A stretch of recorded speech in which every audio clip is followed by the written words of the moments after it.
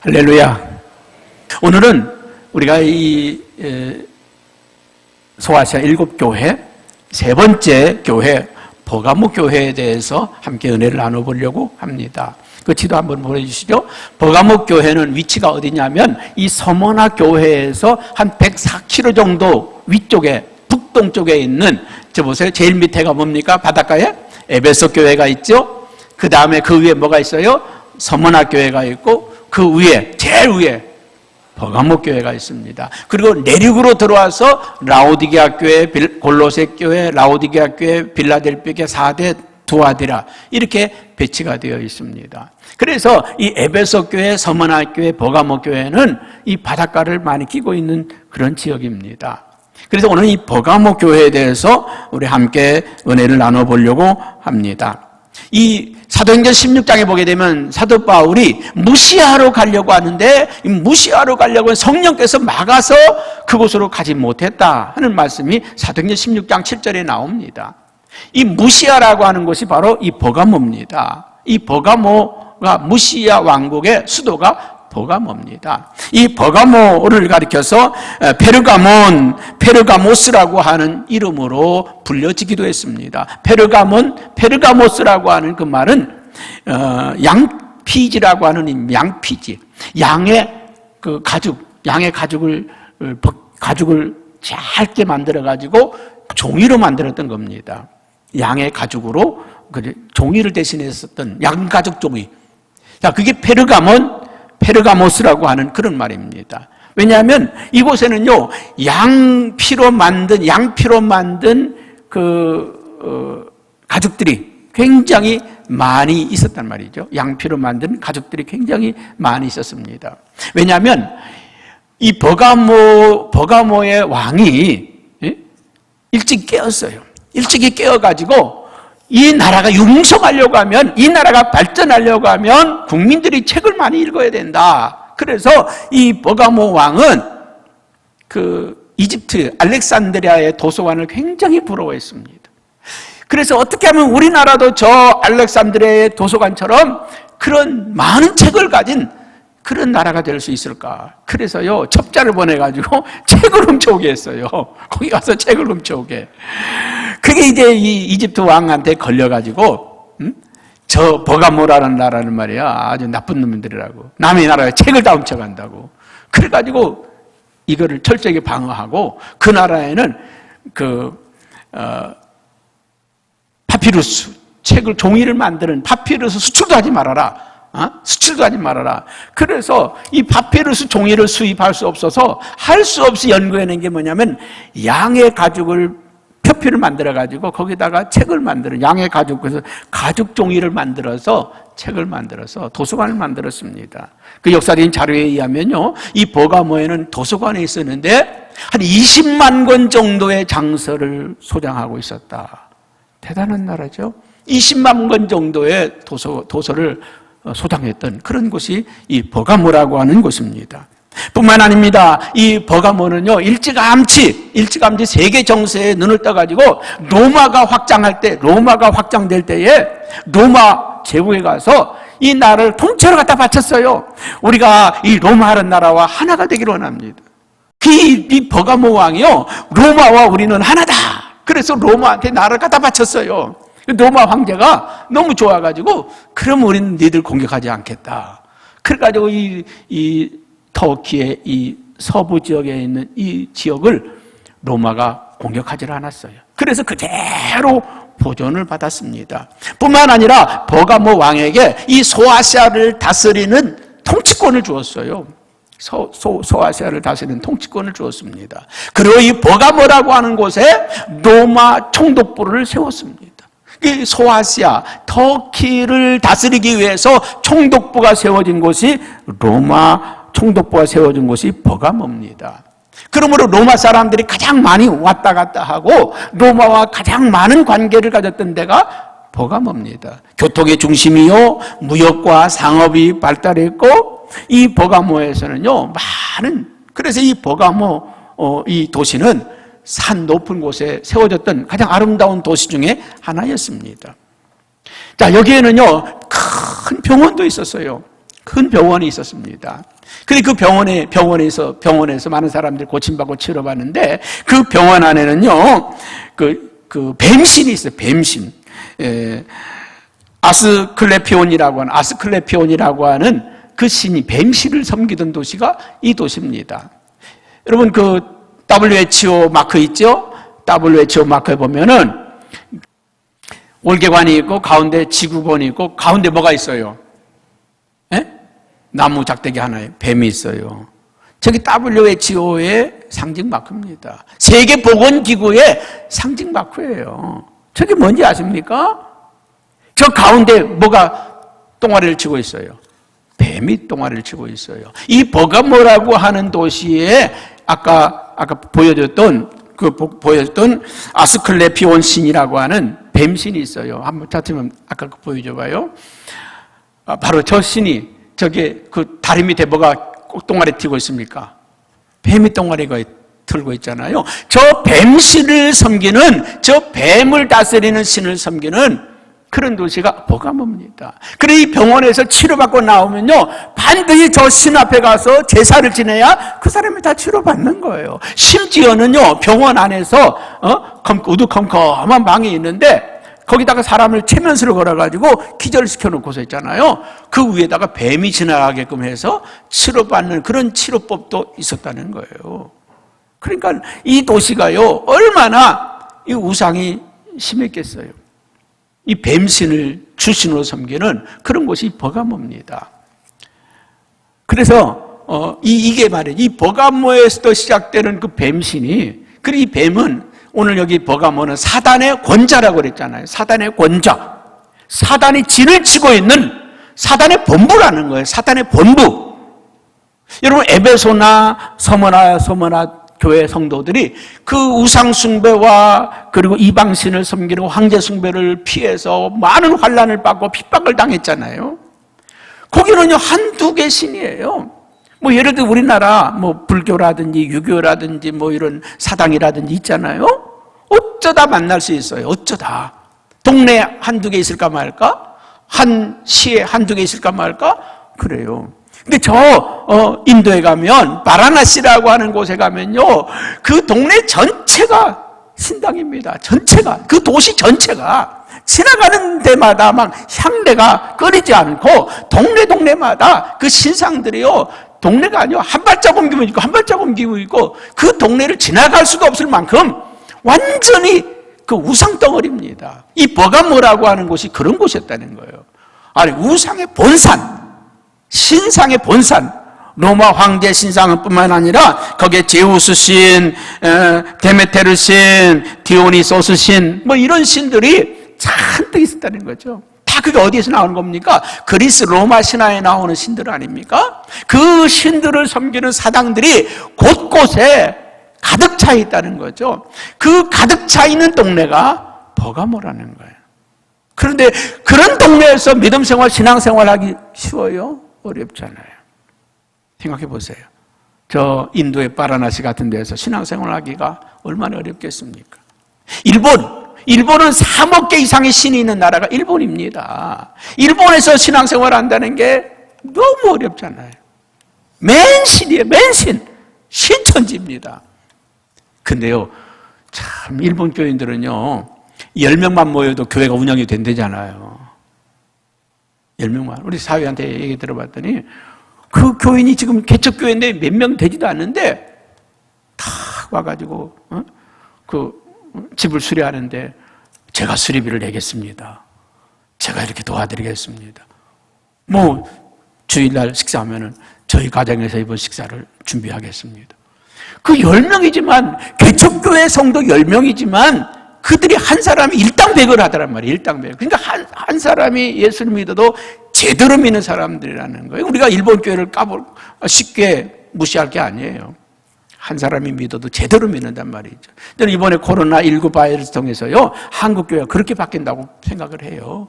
진짜 교인과 가짜 교인이 구분돼요. 믿음이 있는 자와 없는 자가 구분돼요. 마지막 때의 말세에 일어난 이들이 뭐냐면, 믿음이 있는 자는 더 있게 하시고, 믿음이 없는 자는 그 믿음이 다 잃어버리게 된다는 겁니다. 나는 여러분 이번에 믿음 잃어버리지 않기를 축복합니다. 여러분 믿음을 굳게 붙잡으시기 바랍니다. 자칫 잘못하면요, 믿음을 잃어버릴 수 있습니다.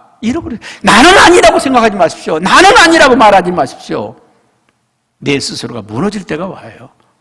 목사인 저도요, 한 주간 동안 휴가 갔다 오면은 그 회복하는 데 시간이 걸려. 제 코스로 돌아가는데 새벽 기도도 힘들고 철야도 힘들고 어려워요. 한 주간만 쉬고 와도 그러는데 한 달 동안이나 주저앉아 보세요. 목사도 그러는데 교인들이 쉽겠습니까? 제 코스로 들어오는데 어렵잖아요. 운동선수들요, 하루만 쉬어보세요. 이게 뭐 삐걱거립니다. 삐걱거려요. 여러분, 우리의 믿음을 지켜내고 신앙을 지켜내기를 축복합니다.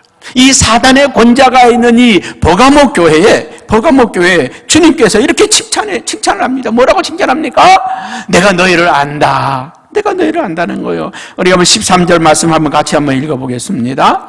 13절입니다. 시작.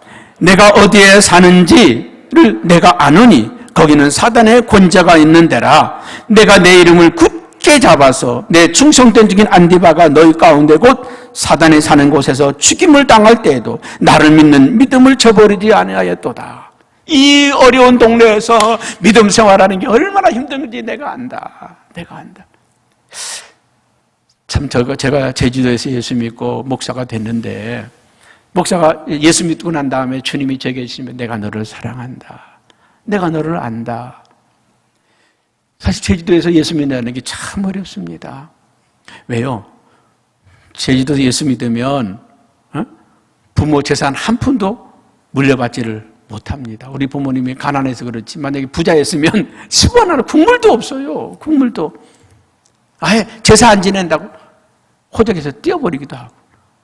제가 지나가잖아요. 뒤에서 조금 눈버렸다. 조금 눈버렸다. 정말 그 사회에서 완전히 왕따 당하는 거예요. 핍박과 환난, 이런 말할 수 없죠. 지금도 제 내려가면 친구가 없어요. 왜? 내가 예수 믿기 시작한 후부터 다 떨어졌어요. 그만큼 어렵습니다. 주님이 아신다는 거예요.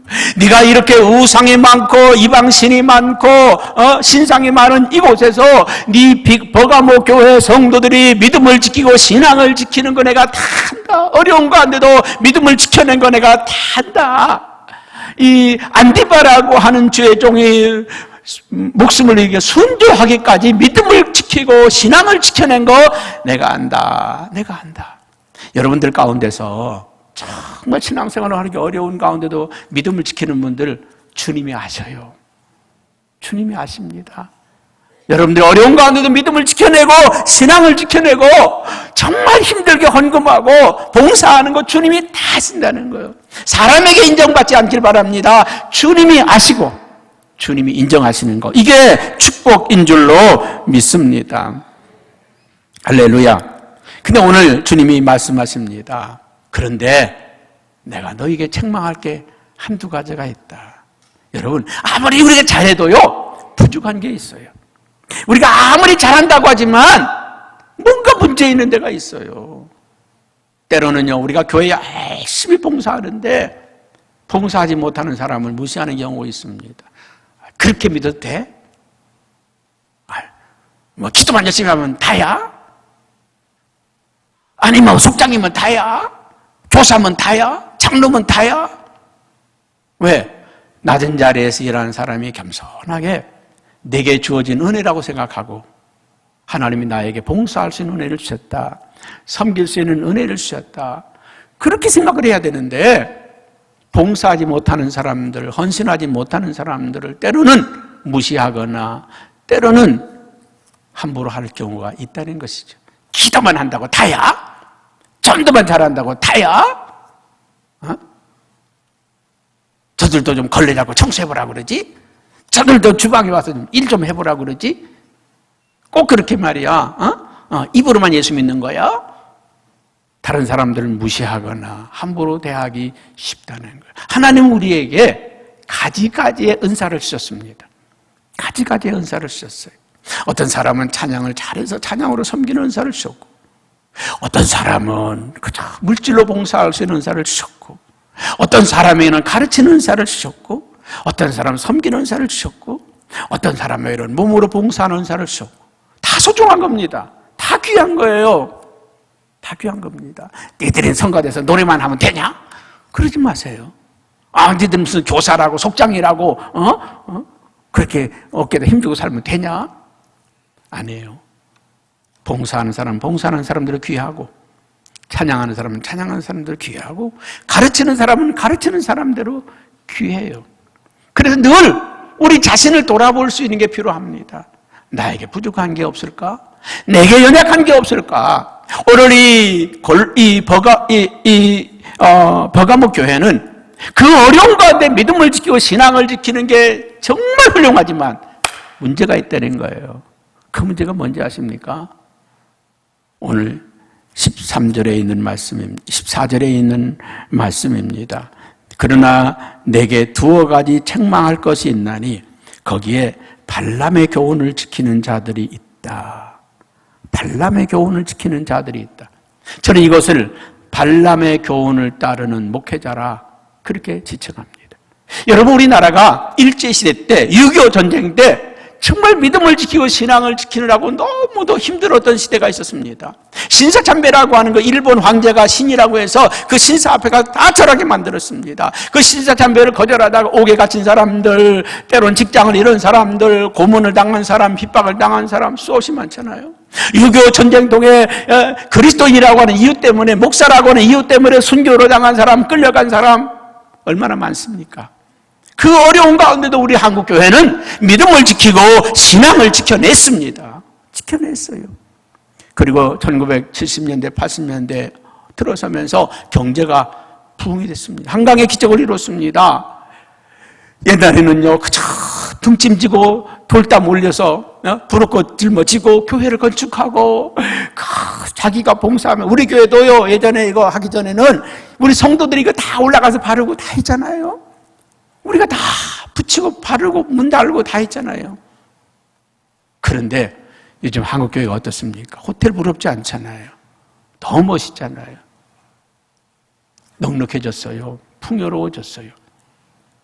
문제가 생기기 시작했어요.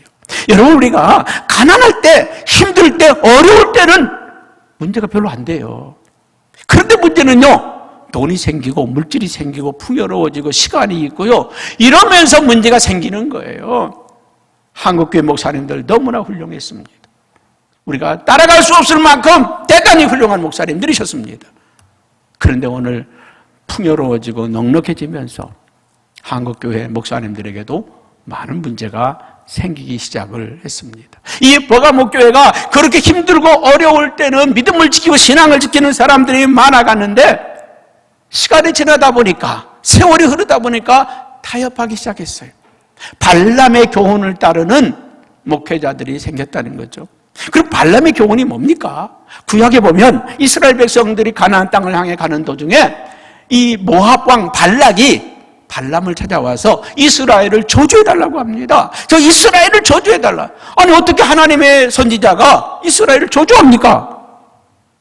그런데 돌뭉탱이를 갖다가 다 갖다 주니까 저주를 하러 가는 거예요. 돈이 생기니까, 돈 때문에. 응? 가죠. 자, 가는데 그가 타고 가던 나귀가 멈춰섭니다. 왜 안 가냐고 때립니다. 왜 때리냐고. 갑자기 이 나귀가 말을 합니다. 왜 때리냐고. 아니, 지금 하나님의 사자가 칼을 들고 내 앞에 서 있는데 내가 어떻게 가냐고. 당신은 하나님의 종이라는데 안 보이냐고. 나귀가 말을 하죠. 그리고 이제 돌아서죠. 이스라엘을 향해서 저주하는데, 저주가 나오는 게 아니라 축복이 나와요. 3번씩이나 축복하고. 모압을 향해서는 저주가 나옵니다. 이게 구약의 내용입니다. 그 다음에 그 내용이 없어요. 그 다음에 내용이 없습니다. 문제는 무엇일까요? 또 자세하게 읽어보면 민수기 31장 16절에 보면 이렇게 이야기하고 있습니다. 민수기 31장 16절 한번 같이 읽어볼까요? 시작. 보라, 이들이 발람의 꾀를 따라 이스라엘 자손을 부올의 사건에서 여호와 앞에 범죄하게 하여 여호와의 회중 가운데 연병이 일어나게 하였느니라. 이 이스라엘을 축복하고 모압을 저주하고 돌아오면 끝나는데, 아마 모압 왕 발락이 그래, 돈 다 내놔. 너 이스라엘 저주하라고 그랬더니 축복만 해주고 우리 모압을 저주하고 돈 다 내놔. 계약 파기야. 돈 내놓긴 싫고. 한 가지 묘수는 있는데 묘수가 뭘까요? 바로 이 민수기 31장 16절이니까 이게 묘수예요. 이게 한 묘수가 있다고. 어떤 묘수냐고. 그냥 안 되는데 돈 더 줘야 되는데 더 받고 묘수를 가르쳐줘요.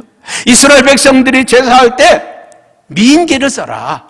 그래서 이 이스라엘 백성들에게 모압의 미인들을 보내가지고 이스라엘 백성들로 범죄하게 하면 하나님의 심판이 내릴 거다. 그보다 더 큰 저주가 어디 있냐. 묘수를 부었어요. 그래서요, 그 묘수를 이 모압 왕 발락이 씁니다. 이스라엘 백성들이 하나님의 제사할 때, 예배할 때 거기에 모압의 미인들을 보내. 그리고 이스라엘 제사장들로 하여금, 이스라엘 백성들로 하여금 음행하게 만듭니다. 그 사건으로 인해서 이스라엘 백성 24,000명이 연병으로 죽게 되었습니다. 이스라엘이 완전 뒤집혔어요. 지금 말하면 코로나19 같은 이 바이러스가 이스라엘 전체에 퍼져가지고 한 달에 24,000명이 죽는 끔찍한 사건이 벌어졌습니다. 끔찍한 사건이. 그게 바로 부활의 사건입니다. 이 발람이 이 발락 왕에게 묘수를 냈는데 그 묘수가 통한 거예요. 그래서 오늘 이 말씀에는 그렇게 말하고 있는 겁니다. 여러분, 여기 우리가 16절에 발람이 발락을 가르쳐 이스라엘 자손 앞에 걸림돌을 놓아 우상의 제물을 먹게 하였고 또 행음하게 하였느니라.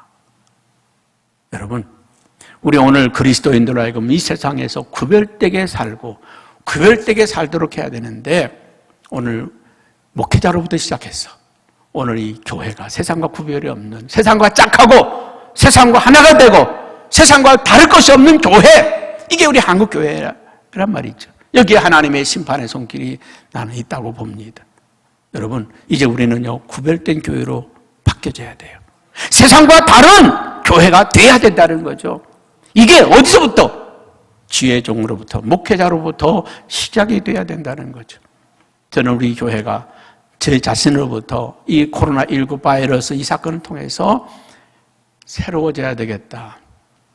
새로워져야 돼요. 정말 이제 우리의 삶이 거룩해야 되고 하나님 말씀에 순종하고 그 말씀대로 살아가는, 차라리 세상에서 명예를 잃어도 물질을 다 잃어도 가난해져도 교회가 가난해져도 교회가 힘들어져도 믿음을 끝까지 지켜내는 교회가 돼야 되겠다.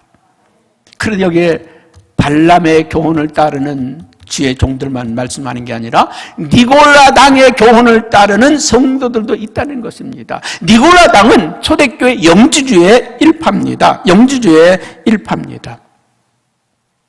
영주주의가 뭘까요? 영은 거룩하고 육은 속되다. 우리가 영으로 구원받는 것이 육으로 구원받는 게 아니다. 우리의 영이 구원받으면 된다. 육체는 아무것도 아니다. 그래서 육체로 범죄해도 괜찮다. 육체로는 잘못 살아도 아무런 해가 되지 않는다고 말했던 것이 바로 이 니골라 당의 교훈을 따르는 자들이었다는 것입니다. 여러분, 오늘 성도들이 있잖아요. 이 세상에 나가서 살 때 거룩해야 합니다. 우리가 하나님 앞에 예배드리는 이 시간만이 거룩한 것이 아니라 우리가 세상에 나가 사는 것도 거룩해야 합니다. 우리의 영혼만 거룩한 것이 아니라 우리의 육체도 거룩해야 합니다. 우리의 생활도 거룩해야 되고 우리의 삶도 거룩해야 합니다.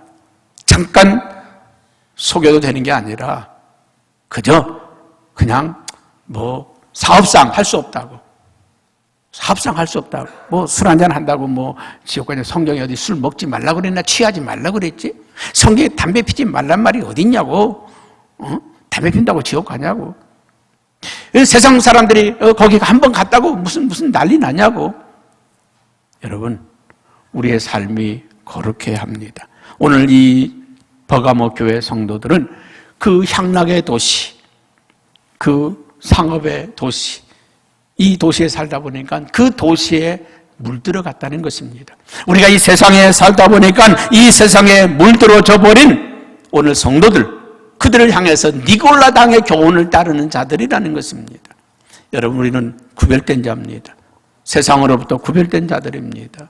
거룩하게 살아야 될 하나님의 백성들입니다.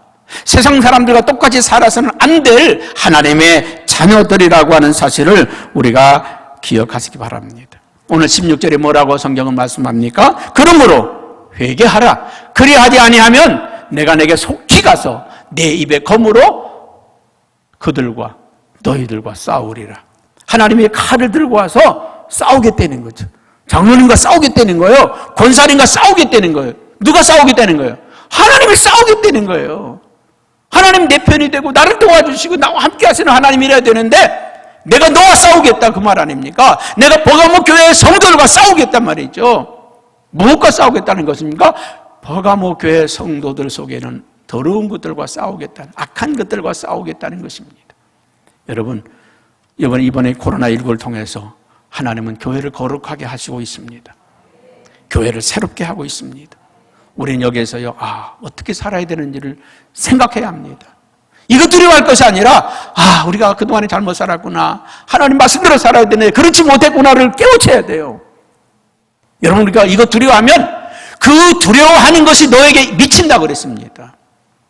두려워하던 것이 우리에게 임해요. 그러나 우리가 이걸 두려워하지 않고 담대히 나가면 도망가게 되어 있고 피하게 되어 있어요. 할렐루야. 믿음으로 승리하기를 주님의 이름으로 축복합니다. 여기 보니까 그렇게 말씀이 끝내는 게 아니라 이기는 자에게는 17절에 뭐라고 합니까? 한번 같이 봅니다. 이기는 자에게는 성령이 교회들에게 하시는 말씀을 들을지어다. 이기는 그에게는 감추었던 만나를 주고, 여러분, 감추었던 만나를 주시겠다는 거예요. 만나가 뭡니까? 이스라엘 백성들이 광야에서 내려서 먹던 만나 아닙니까? 가시 같고 희고 맛은 꿀 섞은 과자 같다라 그랬잖아요. 이 만나, 이스라엘 백성들이 광야에서 먹었던 그 만나를 우리에게 주겠다는 거예요. 예수님은 생명의 떡이십니다. 요한복음 6장 51절에 나는 하늘에서 내려온 살아있는 떡이니 사람이 이 떡을 먹으면 영생하리라. 사람이 이 떡을 먹으면 영생하리라. 내가 줄 떡은 곧 세상의 생명을 위한 내 살이라. 아멘. 생명의 떡을, 예수님이 생명의 떡입니다. 저는 말씀을 보다가 어느 순간에요, 이 말씀이 깨달을 때가 있어요. 너무 감격적으로 와닿을 때가 있어요. 너무 은혜가 될 때가 있어. 그래서 이 말씀을 붙들고 때로는 울기도 하고 때로는 막 가슴에 안고서 하나님 고맙습니다. 이 말씀이 깨달아지게 하신 거 감사합니다. 여러분, 예배 시간에요, 설교 듣다가 아이고 언제 끝나나, 왜 이렇게 시간이 지나는데 안 끝나지? 그럴 때가 많겠지만 어느 순간에 은혜가 될 때 있잖아요. 꿀송이처럼 달아질 때가 있잖아요. 그 말씀들 아멘 아멘. 집에서 성경을 읽다가요 2페이지 읽으면 수면제라고 졸음이 오는데 어느 순간에 이 말씀이 꿀송이처럼 달아서 그 말씀을 따라가면서 막 정신없이 밥 먹는 것도 잊어버리고 잠자는 것도 잊어버리고 이럴 때가 있잖아요. 그때가 바로 만나가 열린 때입니다. 하나님의 말씀이 생명의 떡으로 우리에게 오는 시간입니다. 여러분, 은혜가 아무에게나 주어지는 게 아닙니다. 어떤 사람은 말씀을 들으면서 눈물 흘리는 사람이 있는가 하면, 어떤 사람은 감격하는 사람이 있는가 하면, 어떤 사람은 손에 불끈불끈 힘이 들어가는 사람이 있어요. 그런데 어떤 사람은 귀찮고 따분하고 빨리 끝나지, 짧게 하지. 은혜가 안 되면 그래요.